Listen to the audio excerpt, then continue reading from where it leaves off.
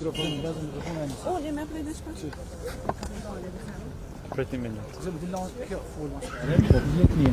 Tani se fol vlerë ta dinë anaj. Mund se mos mua. Është normal. Më të thënë.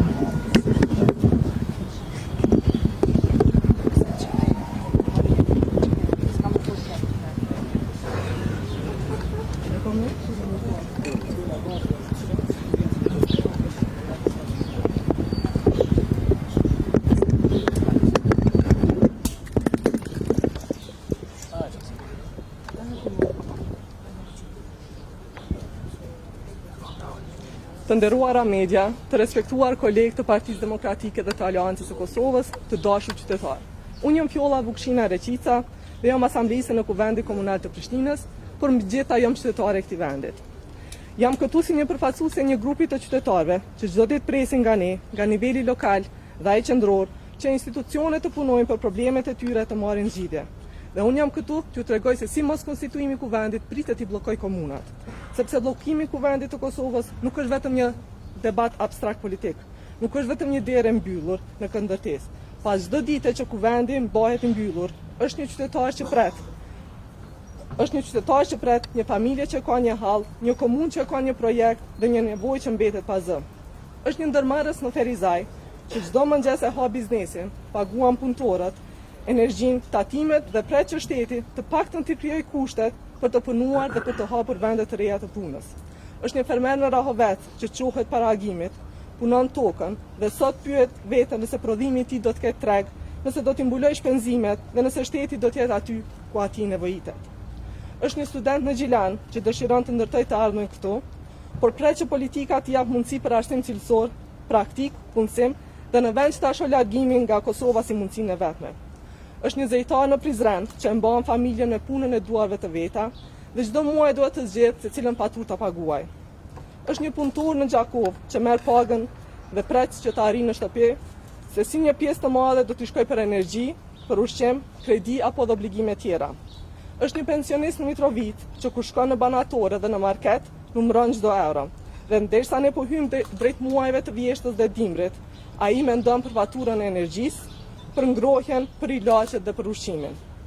Është një nën në pej që çdo mëngjes duhet të gjejë zgjidhje se ku me lën fëmijën, sepse qerdhja që është premtuar nuk është ndërtuar akoma. Është një familje në Prishtinë që paguan çdo obligim tjetër ndaj shtetit dhe me të drejtë pyet: nëse unë po i kryej obligimet e mia ndaj shtetit, çfarë po bën ai? Dhe këto janë pasojat reale të institucioneve të bllokuara. Sepse një kuvend që nuk funksionon, nuk mund t'i trajtojë siç duhet nevojat e qytetarëve. Nuk mund ta zhvillojë debatin për politikat dhe buxhetet që i duhen komunave. Nuk mund t'i mbajë institucionet përgjegjëse. Prandaj, kur bllokohet kuvendi, nuk bllokohen vetëm deputetët, bllokohet zëri qytetarëve që i kanë zgjedhur ata. Dhe komunat nuk mund t'i zgjedhin të gjitha të vetmet. Ato kanë nevojë për një kuvend funksional, për institucione qendrore funksionale dhe për bashkëpunim ndërmjet dy niveleve. Prishtina pritet të mbetet e bllokuar, pa unazën e jashtme apo Prizreni pa projekte digjitale. Kosova nuk ka kohë për të humbur. Qytetarët nuk kanë kohë për të pritur kalkulimet politike të askujt. Prandaj, kërkesa jonë është e qartë. Albin Kurti nuk mundet në njërin anë t'i gëzojë privilegjet e qeverisë, ndërsa në anën tjetër të mbehet i bllokuar konstituimi i kuvendit. Institucionet nuk janë pronë e një individi, po as e një partie politike. Ato janë të qytetarëve dhe duhet të jenë të hapura, ashtu si balkoni i hapur, ashtu dhe kuvendi i Republikës së Kosovës.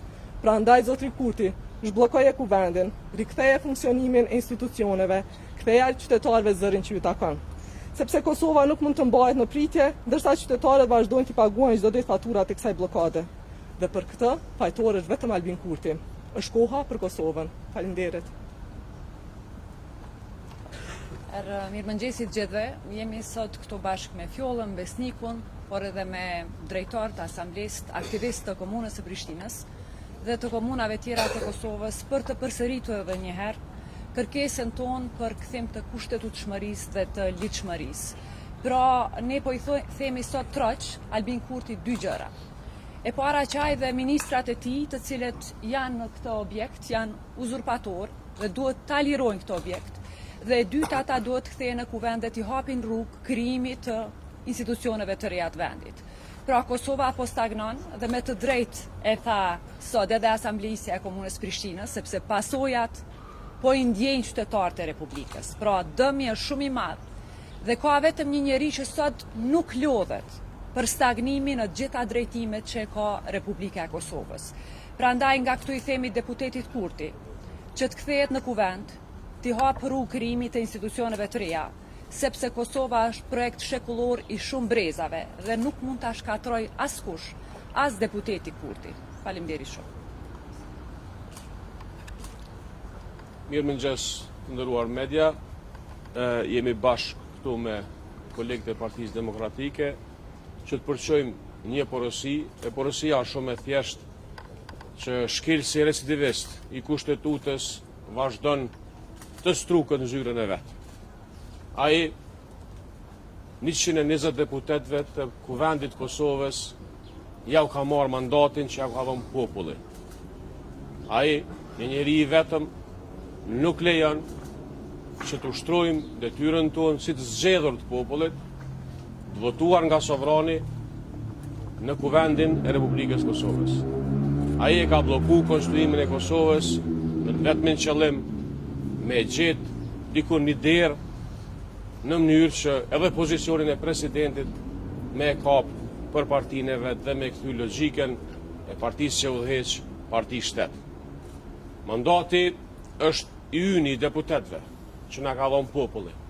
Këtë mandat nuk guxon as Albin Kurti, as askush tjetër na e merr dhe veprimet që po e pengojnë mos konstituimin e Kuvendit, rrjedhimisht konstituimin e institucioneve të Kosovës, ka vetëm një qëllim, dobësimin e Kosovës. Se po të ishte ndryshe, demokracia do të funksionante, ne do të ishim në detyrat tona dhe nëse do të kishte marrëveshje politike mirë, nëse jo do të shkonim në zgjedhje.